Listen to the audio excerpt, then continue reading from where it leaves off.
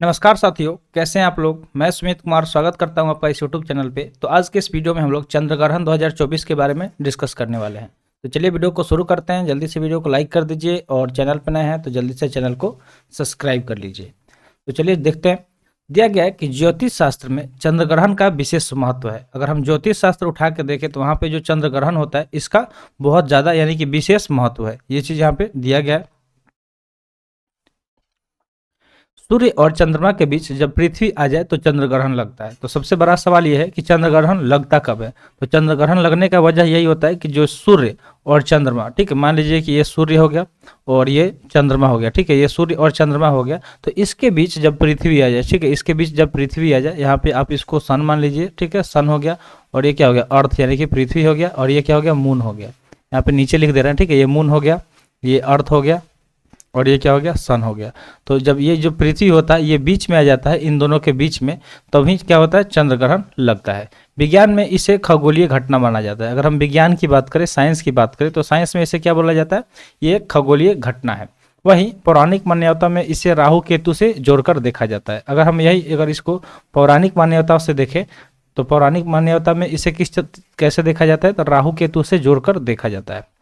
तो ये चीज़ याद रखिएगा कि साइंस में इसे खगोलीय घटना माना जाता है, जबकि पौराणिक मान्यता में इसे राहु केतु से जोड़कर देखा जाता है। लेकिन मेन वजह क्या होता है, तो ये जो चंद्रग्रहण होता है कि पृथ्वी जो होता है, अर्थ, वो क्या होता है, सूरज और चंद्रमा के बीच में आ जाता है। चलिए आगे बढ़ते हैं, देखते हैं इससे जुड़े और भी चीज़ें। दिया गया है कि इस बार चंद्रग्रहण, अगर हम इस बार की चंद्रग्रहण का बात करें तो फाल्गुन मास के शुक्ल पक्ष की पूर्णिमा तिथि यानी 25 मार्च को लगेगा। और 25 मार्च को आपको पता होना चाहिए कि इस बार क्या है, तो होली है, ठीक है। 25 मार्च को इस बार क्या है, तो होली है। इसी दिन होली भी मनाई जाएगी। दिया गया यहाँ पे सेम चीज़ कि इसी दिन होली भी मनाई जाएगी।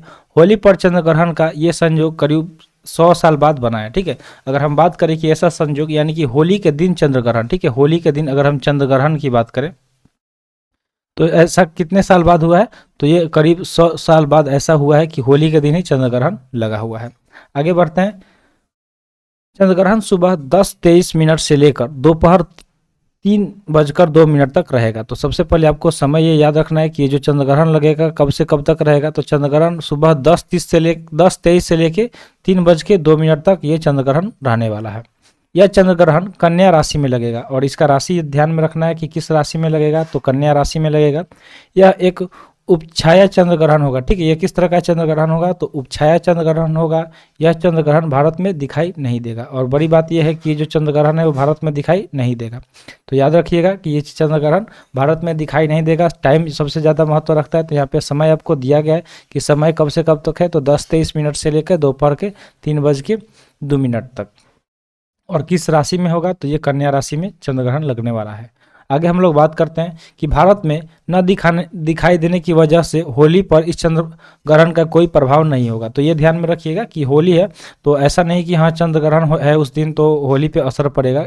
इस वजह से असर नहीं पड़ेगा क्योंकि भारत में दिखाई नहीं देगा, ठीक है, भारत में दिखाई नहीं देगा, इस वजह से होली पे कोई भी प्रभाव नहीं होगा। तो आपका बधाई हो, आपका होली बच गया है, आप होली मना सकते हैं और उसमें चंद्रग्रहण का कोई भी किंतु परंतु नहीं आएगा। हालांकि ग्रहण का प्रभाव हर राशियों पर पड़ता है। अगर हम ग्रहण की बात करें, ठीक है, तो ये जो ग्रहण होता है हर राशियों पर इसका प्रभाव पड़ता है।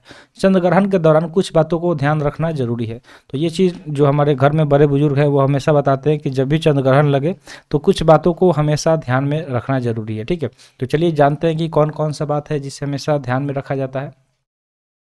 तो दिया गया है कि चंद्रग्रहण के समय गर्भवती महिलाओं को भूलकर भी घर से बाहर नहीं निकलना चाहिए। तो जो भी महिला जो गर्भवती है, जिनके पेट में बच्चा है, तो उनको कभी भी घर से बाहर नहीं निकलना चाहिए जब अगर चंद्रग्रहण के टाइम में, ठीक है। जैसे मान लीजिए टाइम दिया गया है कि 10:23, ठीक है, 10:23 AM से लेके 3:02 तक। तो कोशिश करें कि जो भी महिला जो गर्भवती है वो इस टाइम में घर से बाहर नहीं निकले जब भी मतलब ग्रहण लगे। जरूरी नहीं है कि इस बार कहीं।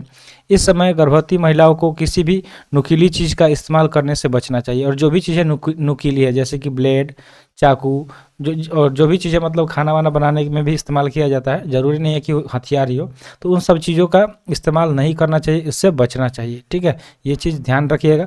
आगे बढ़ते हैं।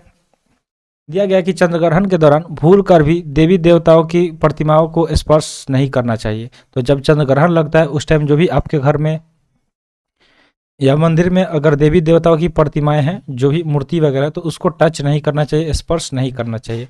ग्रहण की समाप्ति के बाद पूरे घर में गंगा जल का छिड़काव करना चाहिए। जैसे ही ग्रहण का समाप्ति होता है तो घर में अगर गंगा जल है तो उसे पूरे घर में उसका छिड़काव करना चाहिए, ठीक है।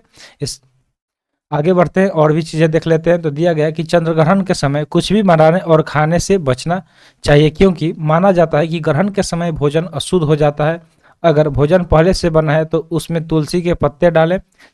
तो ये चीज़ ध्यान में रखिए कि जब भी देखते होंगे कि आपके घर में भी रोका जाता है कि जब भी ग्रहण लगने वाला होता है तो उससे पहले ही लोग बोलते हैं कि खाना खा लो क्योंकि ग्रहण लगने वाला है, ठीक है।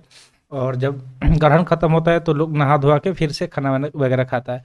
तो इसमें ये माना जाता है कि जो भी मतलब ग्रहण के पहले जो खाना बना हुआ है अगर वो बच गया तो वो भोजन अशुद्ध हो जाता है। कैसा हो जाता है? अशुद्ध हो जाता है। अगर भोजन पहले से बना है तो उसमें तुलसी के पत्ते डाल दें। अगर मान लीजिए कि घर में खाना बन गया है और फिर पता चला कि ग्रहण है तो उसमें तुलसी के पत्ते डालकर उसे शुद्ध कर सकते हैं। चंद्र ग्रहण की रात शमशान घाट या फिर नकारात्मक जगहों पर जाने से बचना चाहिए। जो भी नकारात्मक जगह है जहाँ जैसे कि शमशान घाट हो गया तो इस तरह की जगहों पर जाने से बचना चाहिए। किस रात? तो जिस रात को चंद्र ग्रहण की बात हो रही है उस रात को बचना चाहिए इन सब जगहों से जाने से। चलिए आगे देखते हैं। दिया गया है कि चंद्र ग्रहण के समय सोना वर्जित माना जाता है। अगर चंद्र ग्रहण लगा हुआ है तो उस टाइम सोने से बचे, ठीक है। सोइए नहीं उस टाइम, कोशिश कीजिए कि जगह रहना चाहिए। इसलिए ग्रहण के समय बिल्कुल भी ना सोएं। जब भी ग्रहण लगे तो ध्यान में रखना है कि ग्रहण के टाइम सोना नहीं है, ठीक है। सोने से बचना है। इससे नकारात्मक प्रभाव पड़ता है। इससे क्या होता है कि निगेटिव प्रभाव पड़ता है, निगेटिव इफेक्ट पड़ता है हमारे लाइफ पे। ग्रहण की अवधि में बाल, नाखून या दाढ़ी कटवाना अशुभ माना जाता है। अगर जब ग्रहण लग रहा है तो उस दौरान आपको कभी भी हेयर कट नहीं करवाना चाहिए, नाखून नहीं काटना चाहिए, दाढ़ी नहीं बनवाना चाहिए। इन सब चीज़ों से बचना चाहिए क्योंकि इसे अशुभ माना जाता है। तो उम्मीद करते हैं जो भी चीज़ें यहाँ पे बताई गई होंगी आपको समझ में आ गया होगा। तो आज के लिए इतना ही, मिलते हैं फिर अगले वीडियो में। Thanks for watching. जय हिंद।